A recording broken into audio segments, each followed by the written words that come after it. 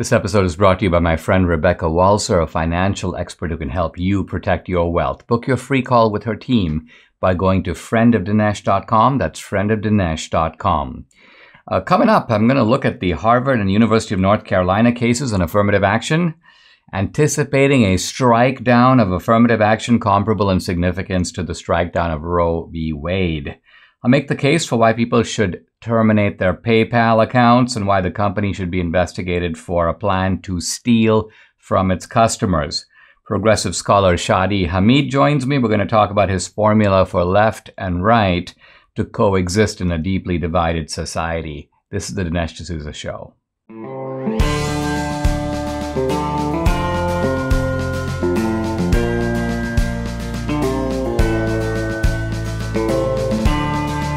America needs this voice. The times are crazy. In a time of confusion, division, and lies, we need a brave voice of reason, understanding, and truth. This is the Dinesh D'Souza Podcast. The justices of the Supreme Court have just heard a dispute in a very important set of cases, two cases involving affirmative action. Affirmative action in American universities. One involves Harvard University, a private university, but one that does have relations with the government contracts, and so on. The other, a state university, University of North Carolina. And these universities are being sued by a group called Students for Fair Admissions. And they're being sued for engaging in widespread and systematic racial preferences. Now, for many years, these universities tried to hide and disguise what they were doing. They would say things like, well, when two applicants apply and they have similar credentials, we kind of give a nod to the one that is coming from a minority or disadvantaged background. It's become very clear, and these cases affirm this, that we're now talking not about equally qualified applicants and giving somebody a nudge. We're talking about candidates who are completely different in their academic preparation, their grades, their test scores, their extracurriculars, their recommendations, and by and large, academically inferior candidates are chosen and given admissions, and superior candidates are turned away. This is done on the basis of race. By and large, what universities do is they identify candidates, applicants, as members of either underrepresented or overrepresented groups. And they use kind of broad categories. So the broad category is like white, Hispanic, Asian, and Native American. And you fall into one of these camps. Now, right away, you can see that these camps are a little problematic. I mean, consider two guys who apply to UNC North Carolina, UNC Chapel Hill, or to Harvard.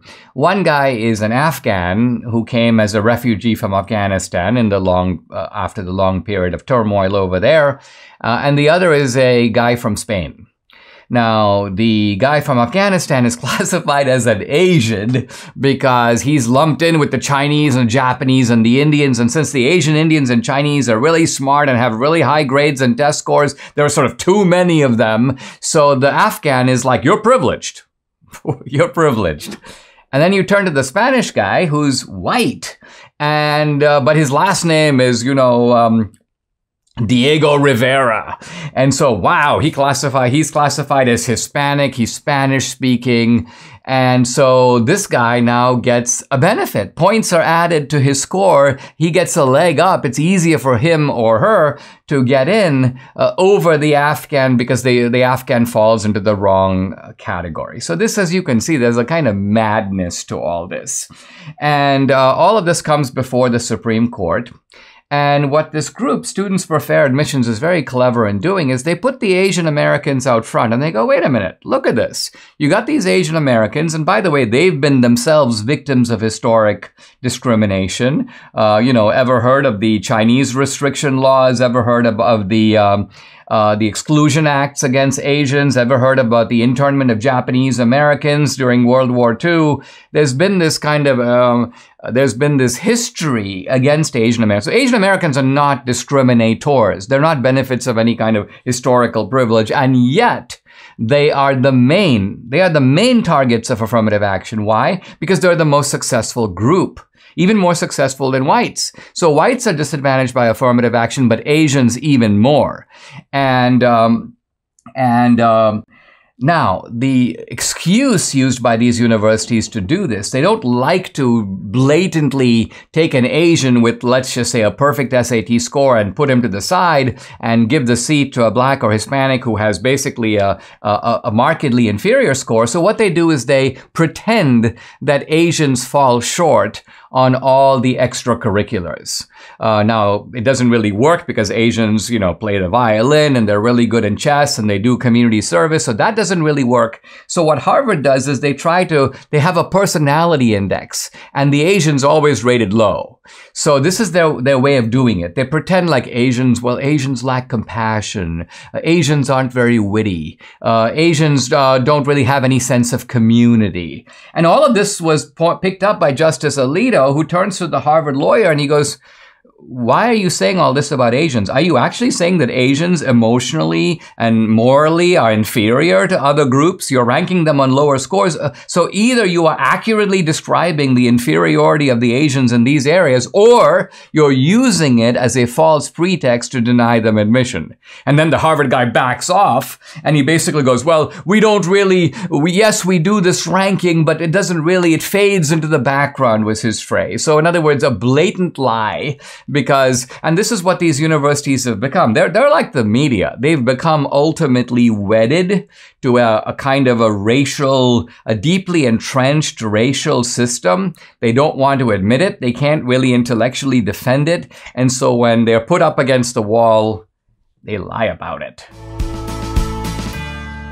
You all have helped to build my pillow into the incredible company it is today, and Mike Lindell, the inventor and CEO, wants to give back to my listeners. Right now, My Pillow is offering exclusive offers on their bed sheets, their 6-piece towel set, and even offering an extended 60-day money-back guarantee. Orders placed now through December 25th will have an extended money-back guarantee through March 1st. The bed sheets are marked down as low as $29.98. Believe me when I say you're going to get a great night's sleep in these.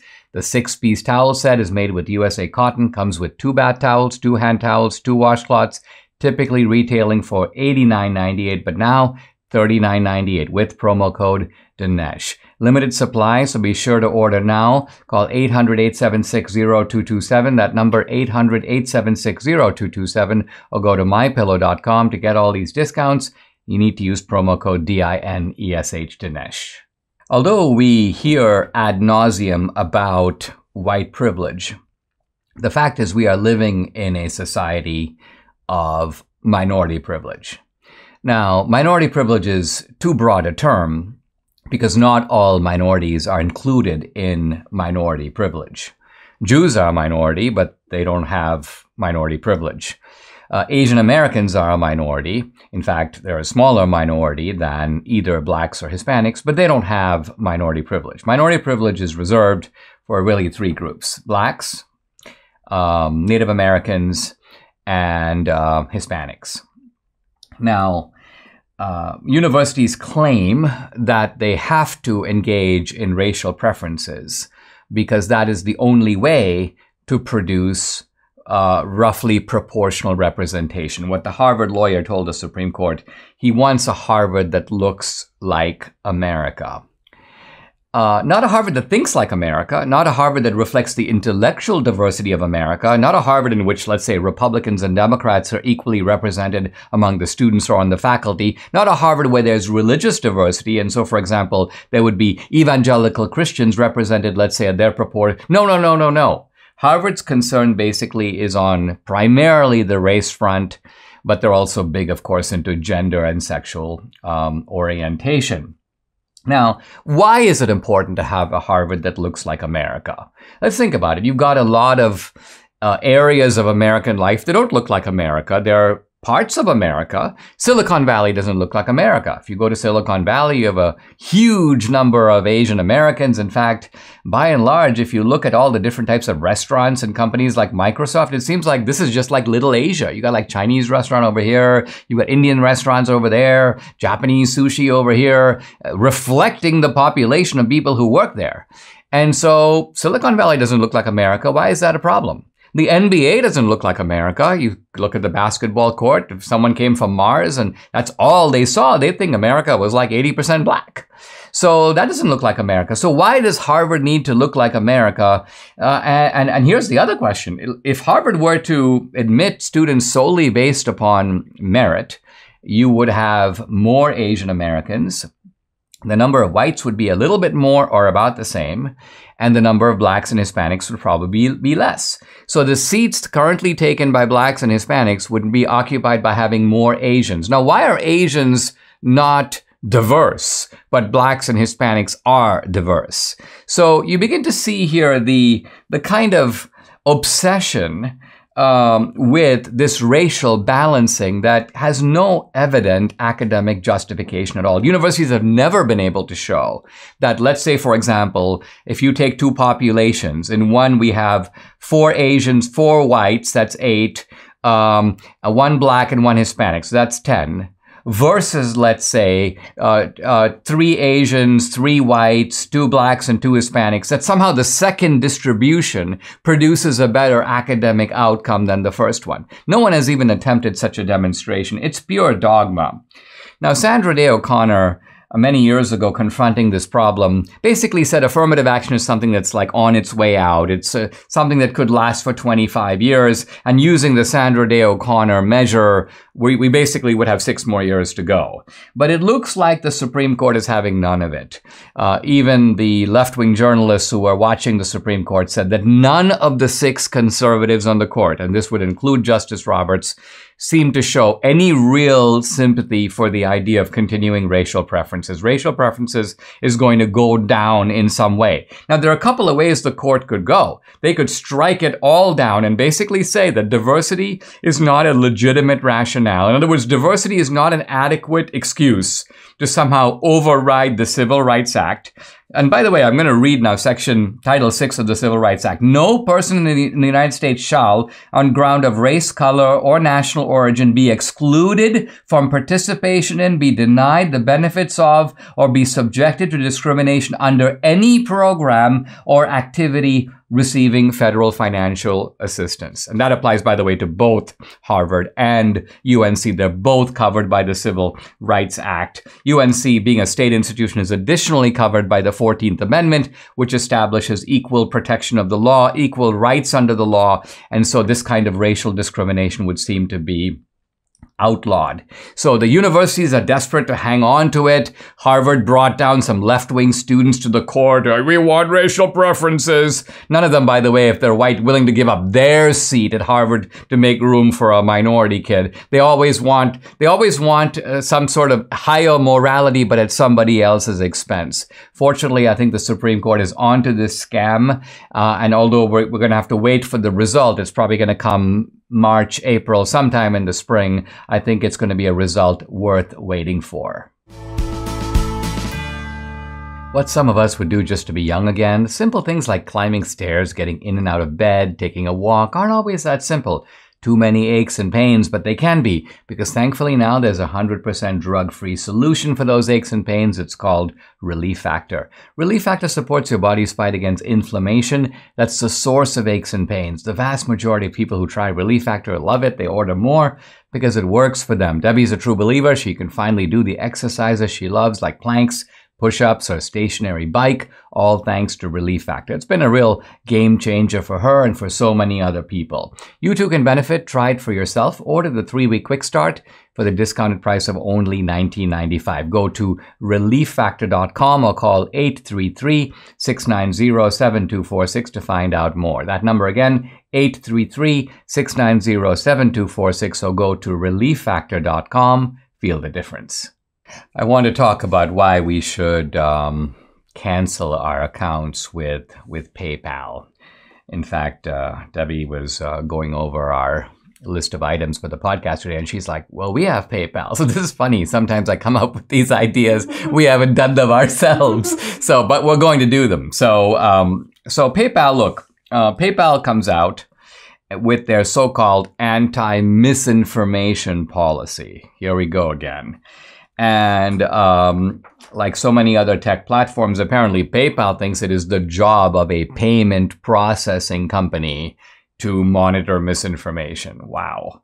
And this is the kicker. PayPal said that if you abuse this policy against misinformation, by the way, let's look at what their definition of misinformation is. Some of it is unobjectionable. They talk about, promoting illegal drug use or depicting explicit nudity or sexual activities, promoting violence, criminal activity. I get all that. We're not interested in debating that.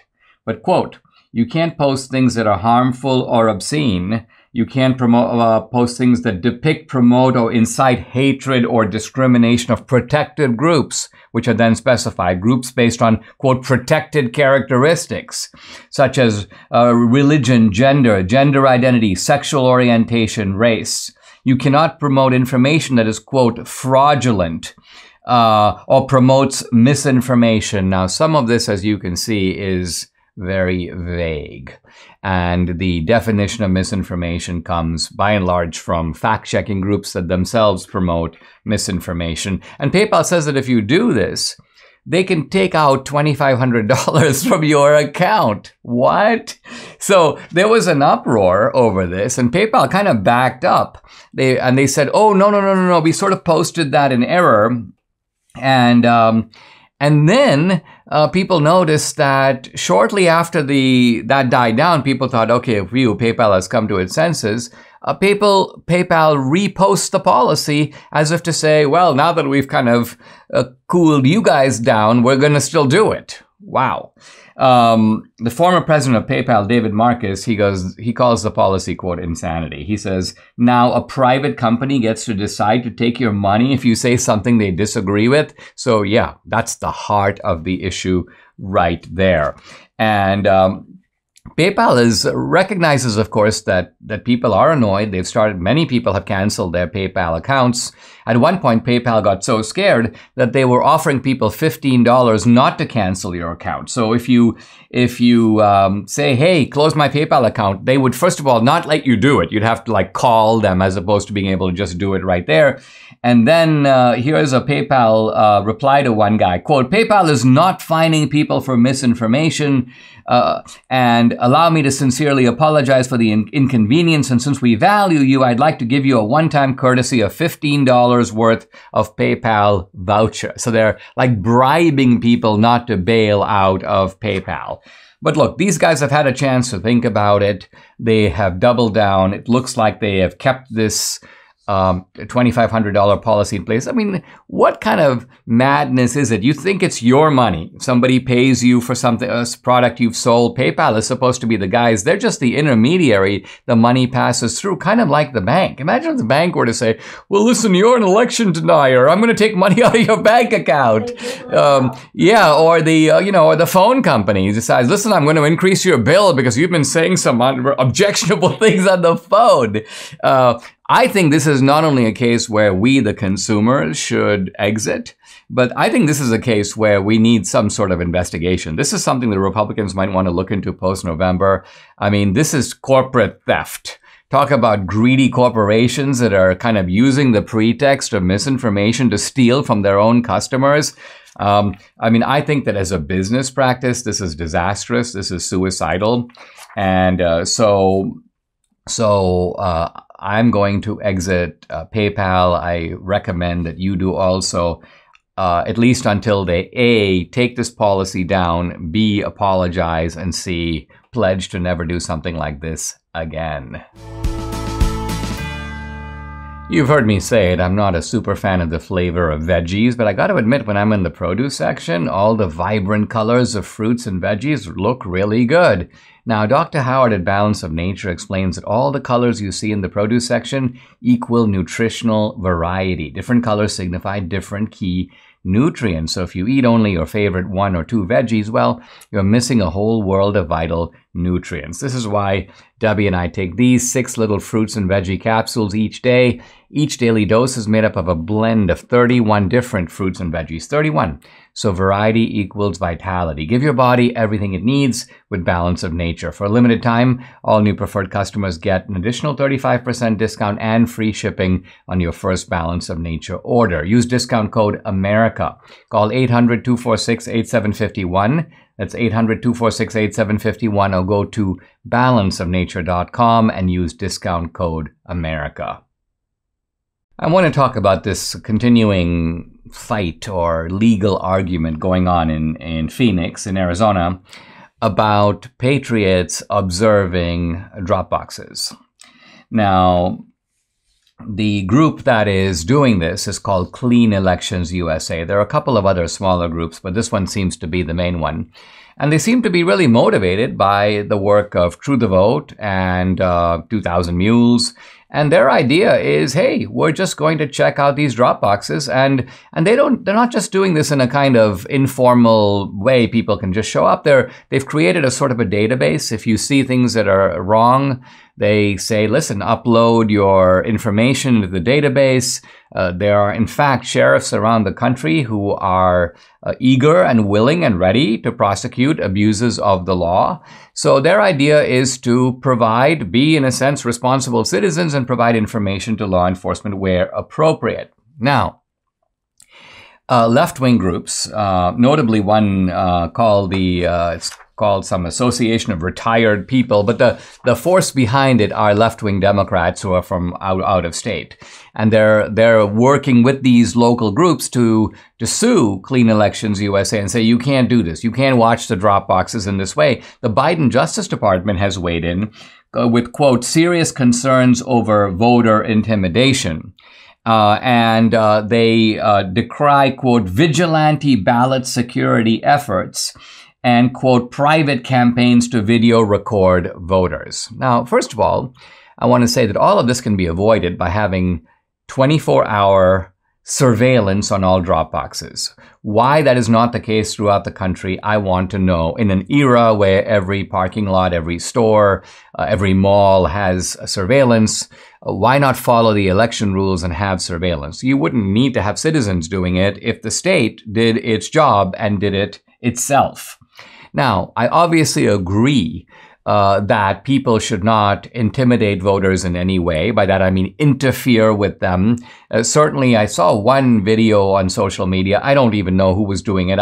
There's no indication or no proof this is related to Clean Elections USA in any way, but there were a couple of guys in like military fatigues, and they came in a van, and they looked like they were armed. And this is obviously not a good idea. I mean, you don't want to be sitting by the drop box and like cleaning your shotgun, because there's a reasonable inference of voter intimidation in those cases. Now, while the Justice Department appears to think that recording people going to drop boxes is somehow illegal, I can't see why that is the case. You don't have a reasonable expectation of privacy. You're performing a public act, which is voting. You're doing it in public space. Typically someplace on the street where a Dropbox has been installed. There typically is surveillance on streets anyway. And of course there's video surveillance on some Dropboxes. A local judge, District Judge Michael Liberty, I think is striking a reasonable balance here. What he's basically said is, listen, citizens do have the right to observe drop boxes, but he has said they need to keep a certain distance away. I think it's 75 feet. So they're not intercepting voters, or voters don't see them as somehow blocking access to the drop box. And he has also said that there's nothing wrong with these citizens recording on their phones or taking video of what they see, particularly if what they see is something inappropriate. But he is prohibiting the display of any kind of weapons or any kind of objects that could be taken to be threatening. And I think that's actually right and appropriate as well. So what we have here is a case where citizens are exercising responsible oversight over these drop boxes, as they have every right to do. And at the same time, a judge is making sure that that doesn't cross over a line where citizens are in any way intimidated or discouraged from casting a vote. There's no question America now is in decline. Crime and inflation are skyrocketing. It seems daunting, but don't lose hope. If you're a senior, you remember better than anyone how strong America can be when we work together. That's why I urge you to join forces with AMAC. This is the Association of Mature American Citizens. AMAC exists to enrich the lives of seniors and uphold freedom for all Americans by fighting for conservative causes. Membership comes with discounts on hotels, restaurants, cell phone service, and much more. And my friends at AMAC offer advisory services on things like Medicare, financial planning, and Social Security. Becoming a member of AMAC is easy. It only costs $16 a year. Go to amac.us/Dinesh to sign up today. Debbie and I are proud members of AMAC, and you should be too. Once again, go to amac.us/Dinesh now. Join millions of other AMAC members receiving unparalleled benefits while we work together to get America back on track. Join AMAC today, amac.us/Dinesh. Guys, I've been really looking forward to this. My guest today is a senior fellow at the Brookings Institution, a research professor of Islamic Studies at Fuller Seminary, a contributing writer at The Atlantic. He is Shadi Hamid. His book that I want to talk about is called The Problem of Democracy. It's a very timely book. It deals with issues that we're dealing with here in America, but also around the world. The full title, The Problem of Democracy, America, the Middle East, and the Rise and Fall of an Idea. Shadi, welcome to the podcast. Great to have you. It seems that this is a problem that you generalized by first examining its application in the Islamic world. That you began by thinking about Islamic democracy and the relationship between liberalism and democracy in the Islamic world. And you began to see some anomalies there, that this phrase liberal democracy that we often habitually use almost synonymously as like one word is really not only two words, but really two distinct ideas. So talk a little bit about how you came to this topic, and let's talk about the world of Islam first, and then we'll pivot and apply some of those ideas to America. Hi, Dinesh. First of all, thanks for having me. So yeah, I was living in the Middle East during the Arab Spring, and there were democratic elections, and there was a lot of optimism about what was to come. But when Islamist parties, in other words, parties that believe in the implementation of Islamic law, when they came to power freely and fairly in consecutive elections in countries like Egypt and Tunisia, a lot of people said, oh, well, we like democracy in theory, but we don't like the outcomes in practice. And this, to me, as the title of the book suggests, is the problem of democracy. And what I was trying to do in the book was to use these dilemmas in the Middle East to get to a broader set of universal questions, because democracy brings about a lot of uncertainty. It can be frightening because you don't know who's going to win before they win. And then also, I think, as you said, we do tend to conflate in the West liberalism and democracy. So when we're talking about the classical liberal tradition, we're talking about individual freedoms, personal autonomy, gender equality, minority rights, and so forth. Democracy, as I see it, is more about the procedural mechanisms. It's about alternating power through regular elections. It's about being responsive to voters. And in the Middle East, in religiously conservative societies, if people want to vote for right-wing religious parties, we don't have to like it. We can find that to be quote unquote bad, but in the end, people have the right to make the wrong choice when they're voting.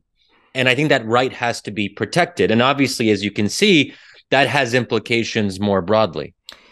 So you're now making, I think, a really important point, and that is you're saying that it is conceivable that you can have a free election in a place like Afghanistan or Tunisia or Egypt.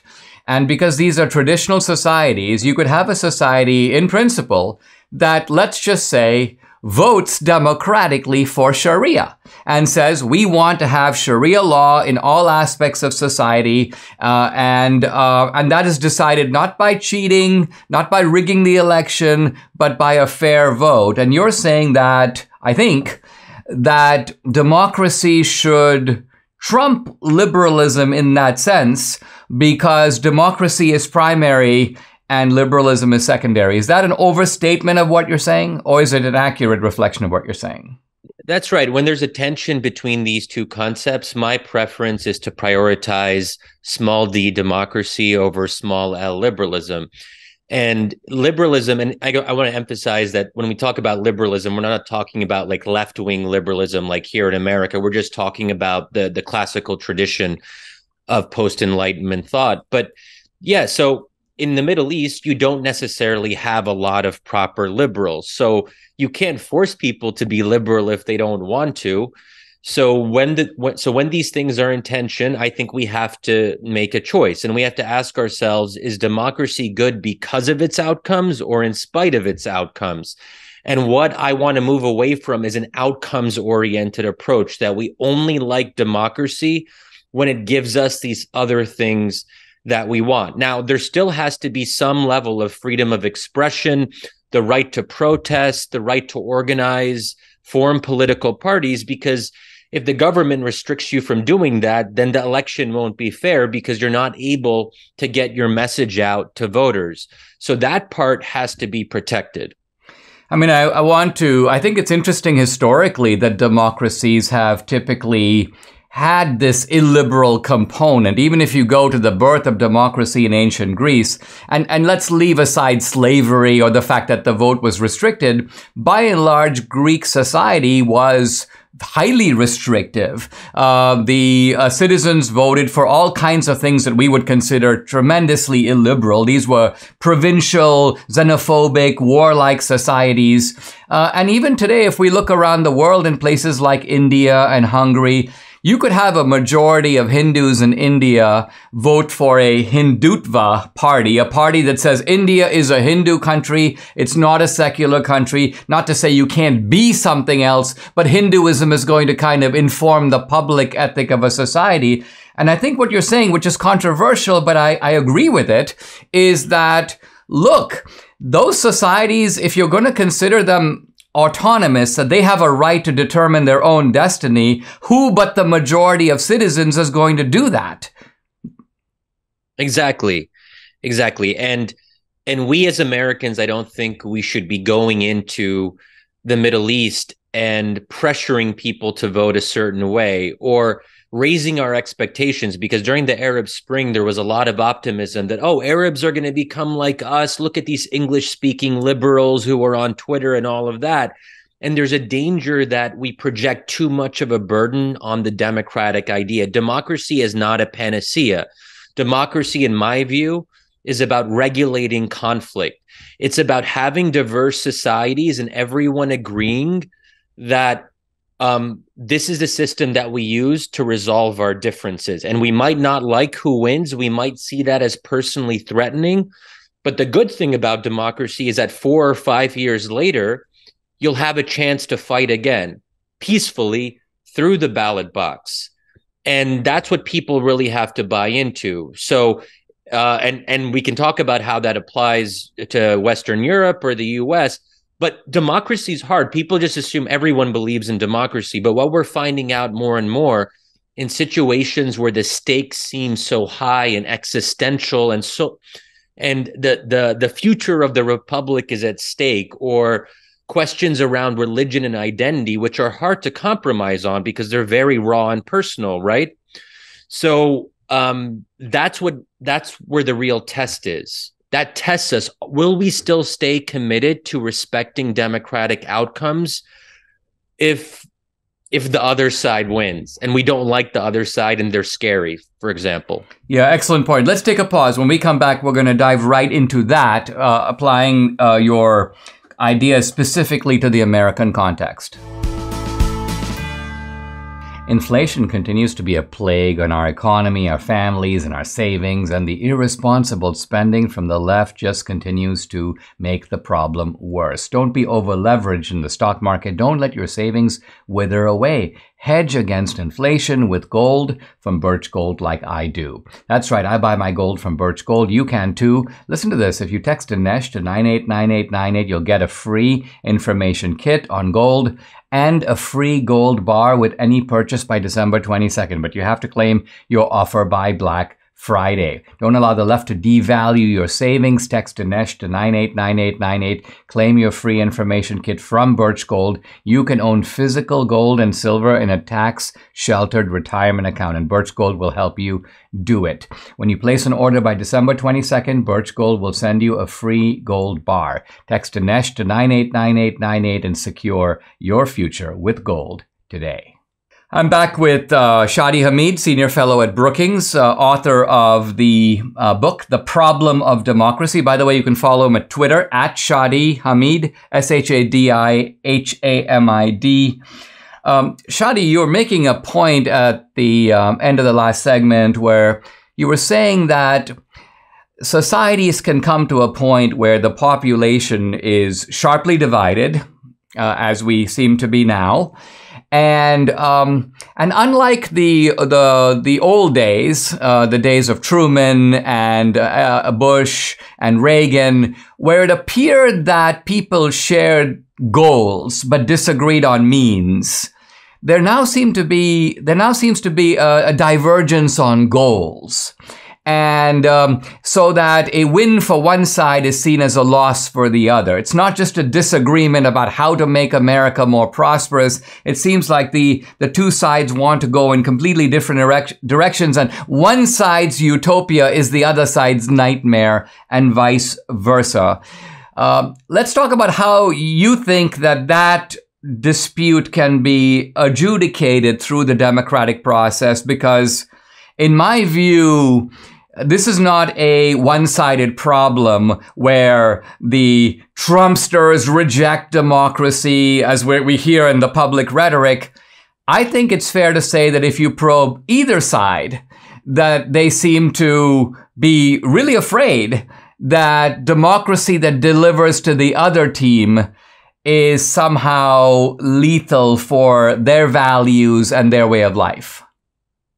Exactly. And, if we just backtrack a little bit, I think that Republicans were right in 2017 that Democrats overreached when Trump won, and they began delegitimizing Trump almost right from the start.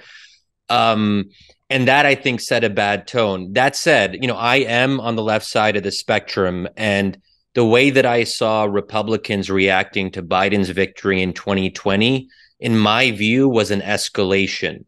It was in many ways, including, I would say, January 6th, the riot or insurrection, it was worse. So I think that, yes, both sides have a lot to work on. My goal, because I speak mostly to left of center audiences, is to tell my own side, hey, liberals, hey, Democrats, let's be careful here. Let's make sure we stay committed to the democratic idea. And I don't want Trump to win. That would be scary for me if he wins in 2024. But if he does and he wins fair and square, we have to respect that.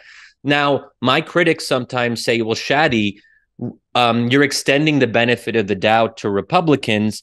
But Republicans, a lot of them support election denial conspiracies. And I think the polling here troubles me. And I'd be curious, Dinesh, what you think about this. But I looked back the other day, and only 20% of Republicans, according to various polls, consider Biden to be legitimately elected. A majority of Republicans consider January 6th to be a quote unquote legitimate protest. That to me is scary, right? So then the question is, what do we do? And I hope that every Republican who's listening now, and the few liberals maybe who listen to your show, Dinesh, that they look to their own side, because that's all we can do, right? That's who we can persuade. Yeah, so yeah, that's no, what I'm trying to do, and no, that's I what agree. I want to do. Yeah, Shadi, you have been doing very important work and the courage of talking to your own side is something that you have been displaying and carrying out, and I want to commend you for it. Let me push back on you a little bit in a friendly way and say this. Number one, historically, the Democrats have been the party of voter fraud. I mean, going back to the 19th century, Tammany Hall tried to steal this 1864 election from Lincoln, Democratic voter suppression in the South, the blacks. So there's a history there. The Kennedy race with Nixon, which could have been stolen in Illinois. Number two, Democrats have challenged a number of recent elections, right? 2000, 2004, 2016, you mentioned with Trump. To my knowledge, and all the time I've been in the United States since 1978, I have never heard Republicans challenge a single election. Republicans typically are the people who go along, whoops, we lost this time, better luck next time. 2020 in that sense is a complete anomaly. So whether or not you think they're right, I want to emphasize that these are Republicans who sincerely believe that the same animus that drove the left against Trump in 2016, the refusal to accept a legitimate outcome, pushed into a corruption of the 2020 election. Now, that's a factual dispute, which we're not going to adjudicate today. But why is a factual dispute of that sort somehow out of bounds in democratic politics? In other words, I think everyone who would say that Biden is not legitimately elected would agree that A, he is the president, right? They're not saying that Biden's not my president. They're not saying that Biden doesn't have legal authority to do what he's saying. They're merely saying that as a matter of fact, we think something went deeply wrong in the 2020 election and we still don't have the full story. Why do those people have to somehow come around to your point of view in order for democratic solidarity to be affirmed? Yeah, well, so I do think there's a difference in the sense that Obama didn't try to block the transition to Trump's presidency in 2016. Hillary Clinton said some bad stuff, but she did actually concede almost immediately to Donald Trump, where I think in 2020, Trump and many of his supporters were not willing to, did not concede, but also did try to overturn the election through decertification. And we don't have to go into the debate around that. I just do think there is a qualitative difference. Now, I think that this is important because if Republicans didn't like what Democrats did in 2016 with Trump, they should be more willing to apply that same principle to their own side. They should say, well, we know what it feels like to be delegitimized. So we're not going to do that to Biden or the Democrats, however much we dislike them or hate them. So it does require a kind of, we have to go high when they go low.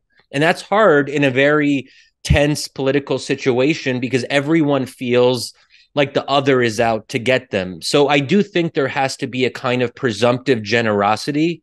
And that's why whenever I talk to Republicans and make an effort to hear what they have to say, I'm trying to go out of my way to do that because what's the other option? We have to live together.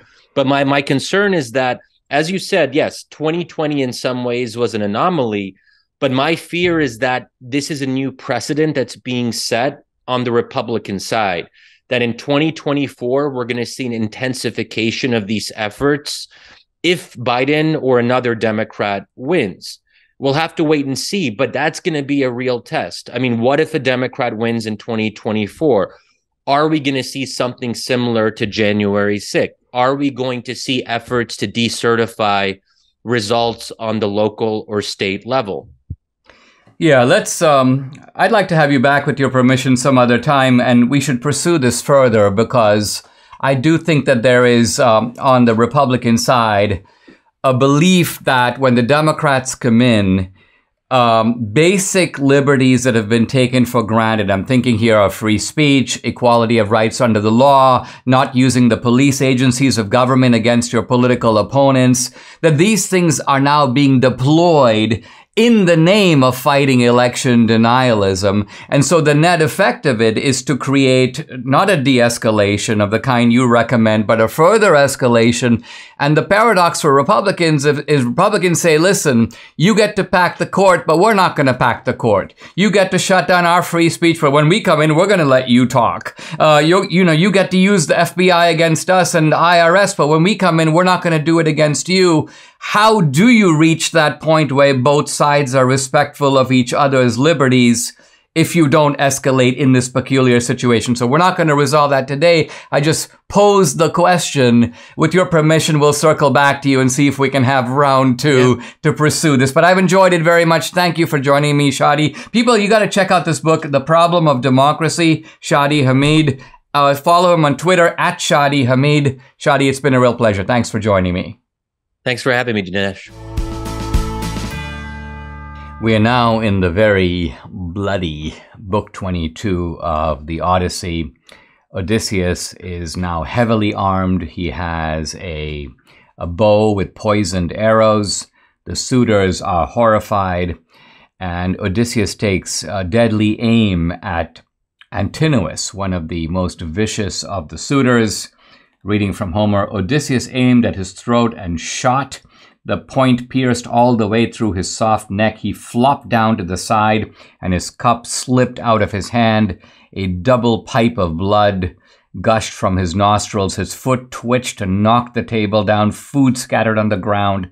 The bread and roasted meat were soiled with blood. This is Homer giving you his great observational ability to capture little details that make you create a really powerful mental picture. Now, the suitors are taken aback by this stunning display of violence, and they try to pull a fast one on Odysseus. Eurymachus, one of the other kind of leaders of the suitors, he jumps up and he goes, "Hey, Odysseus, if that's you, if you're back, oh my gosh, there are lots of people here who have really abused your home." And then he goes, quote, "But now the one responsible is dead, Antinous. It was all his idea. This is a guy who wanted to kill your son. Quote, now he is slain, quite rightly. Please, my lord, have mercy on your people.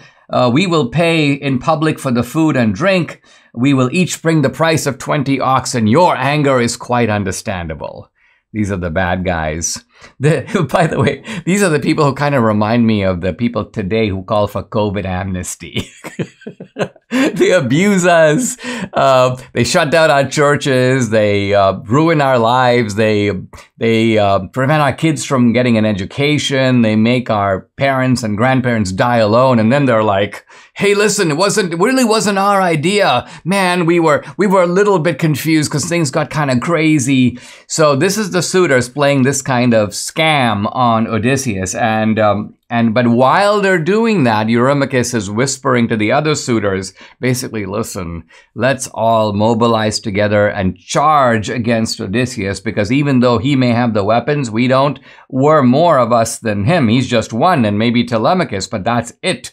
But as one of these guys jumps up to get Odysseus, Telemachus comes behind him and thrusts his bronze spear from behind.